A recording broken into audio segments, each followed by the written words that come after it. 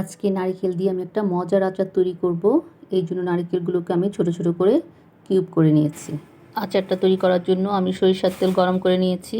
এখন অল্প একটু রসুন কুচি দিয়ে দিচ্ছি। রসুনটা হালকা ভেজে আমি এখন তেঁতুলের মাড় দিয়ে দিচ্ছি। স্বাদ মতো লবণ, হলুদের গুঁড়া, ভাজা ধনিয়া গুঁড়া, মরিচের গুঁড়া, পাঁচফোড়নের গুঁড়া, চিনি দিয়ে দিচ্ছি। আপনারা এখানে গুড়টাও ব্যবহার করতে পারেন। বিট লবণ। আচারের মশলাটা আমার তৈরি হয়ে গেছে। এখন আমি কুচি করে যে নারকেলটা রেখেছিলাম এটা দিয়ে দিচ্ছি।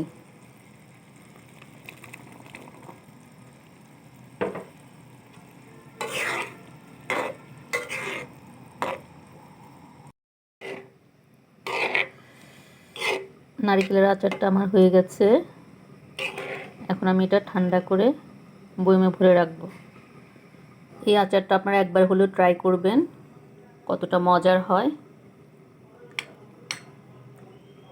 কতটা লোভনীয় হয়েছে দেখেন আচারটা। খুবই মজা হয় আচারটা, একটু ভিন্ন স্বাদের আচার। নারকেলটা একদম গলে যাবে না, একটু শক্ত শক্ত থাকবে। একবার ট্রাই করে দেখবেন খেতে কতটা মজা হয়।